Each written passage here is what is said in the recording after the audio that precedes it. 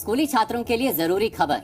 केंद्र सरकार ने राष्ट्रीय शिक्षा नीति 2020 के तहत न्यू करिकुलम फ्रेमवर्क तैयार कर लिया है, जिसमें बोर्ड एग्जाम्स को लेकर 3 बड़े बदलाव किए गए हैं। पहला और बड़ा बदलाव तो यह है कि अब से बोर्ड एग्जाम्स साल में एक बार नहीं 2 बार होंगे। दूसरा बदलाव यह है कि अब 11वीं और 12वीं कक्षा में स्ट्रीम के आधार पर विषय चुनने की बाध्यता खत्म होगी। और तीसरा बदलाव यह है कि 11वीं और 12वीं कक्षा के स्टूडेंट्स को अब 2 भाषाएं पढ़नी होंगी। ये बदलाव अगले एकेडमिक सेशन यानी वर्ष 2024-25 से लागू होंगे। अब अगर आप ये सोच रहे हैं कि इन तीनों बदलावों से क्या होगा और इन बदलावों से छात्रों को क्या फायदा होने वाला है, तो अब एक एक करके हम आपको ये भी समझाते हैं और इन बदलावों का मतलब भी बताते हैं।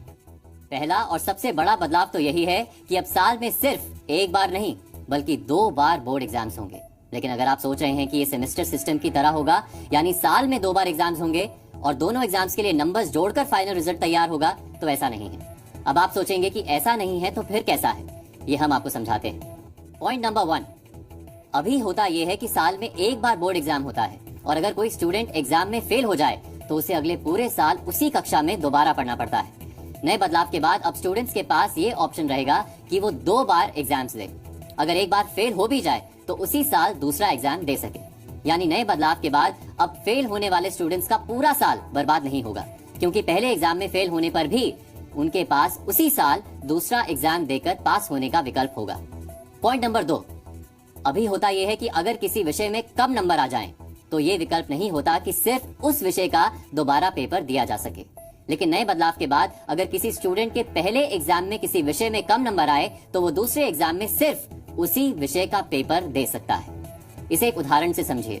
मान लीजिए अगर बोर्ड के एग्जाम में आपके टोटल 95% मार्क्स हैं, लेकिन एक विषय में 85 नंबर आए हैं जिससे आप संतुष्ट नहीं हैं, तो नए बदलाव के बाद आप दूसरे एग्जाम में सिर्फ उसी विषय का पेपर दे सकते हैं। पॉइंट नंबर 3, अभी साल में एक बार ही बोर्ड के एग्जाम्स होते हैं और स्टूडेंट की तैयारी हो या ना हो एग्जाम में बैठना पड़ता है। लेकिन नए बदलाव के बाद विकल्प होगा, अगर स्टूडेंट को लगता है कि वो पहले एग्जाम में सिर्फ 2 विषयों के पेपर देना चाहता है क्योंकि बाकी विषयों का पेपर देने के लिए उसकी तैयारी पूरी नहीं है, तो वो ऐसा भी कर सकता है।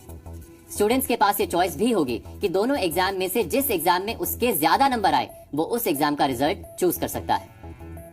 सरकार का कहना है कि 2 बार बोर्ड एग्जाम का नियम स्टूडेंट्स के हित में जारी किया गया है ताकि बोर्ड एग्जाम्स का डर और खौफ स्टूडेंट्स के दिल से निकाला जा सके। इस नए पैटर्न पर हमने एनसीईआरटी के पूर्व डायरेक्टर जेएस राजपूत से बात की है।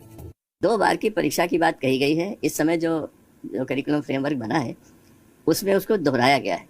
अब इसकी मॉडलिटीज़ क्या होंगी ये सीबीएसई तय करेगी, सीबीएसई करेगी, बाकी बोर्ड्स तय करेंगे। कई संभावनाएं हैं जो अगले 2-3 दिन में आपके सामने आ जाएंगी। जैसे अगर किसी बच्चे ने परीक्षा दी है, मान लीजिए जिसको हम एनुअल एग्जामिनेशन कहते हैं बोर्ड का, तो उसके पास एक विकल्प खुला रहेगा कि वो जिस विषय में चाहे उस विषय में अगली जो परीक्षा होगी बीच में उसमें फिर से बैठ जाए, उन विषयों में बैठ जाए और जो अच्छे नंबर होंगे, या इसमें लिखा भी है, वो उसके फाइनल मार्क्स माने जाएंगे।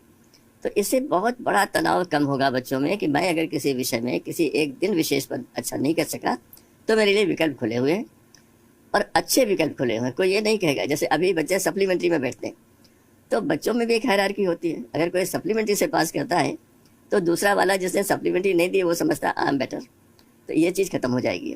अब क्या होगा, इस पर कोई कुछ नहीं, सभी के लिए खुला है। मान लीजिए आपके 90 नंबर हैं और आपको लगता है आपके 95 आने चाहिए, तभी आप बैठ सकते हैं। किसी के 55 है, उसे लगता है मेरे 70 आने चाहिए, वो भी बैठ सकता है। तो ये एक बहुत बड़ा वो है। देखिए, पूरी जो नई शिक्षा नीति और इस समय एक्सरसाइज हुई है वो सारी की सारी कुछ चीज़ों पर है। परीक्षा पद्धति से बच्चों में तनाव दो, पहला। दूसरा, जो प्रतिस्पर्धात्मक परीक्षाएं हैं, जैसे बहुत सी परीक्षाएं ना जिनके लिए लोग कोटा जाते हैं और जगहों जाते हैं, प्राइवेट कोचिंग में जाते हैं, वो एक तनाव का बहुत बड़ा जरिया है देश में बच्चों के। उसके लिए भी समाधान निकालने की बात कही गई है और उस पर चर्चा की जानी चाहिए। तो ये हुई बोर्ड एग्जाम के पैटर्न में होने वाले बदलाव की बात। अब बाकी के 2 बदलाव जो नई शिक्षा नीति के तहत होने वाले हैं।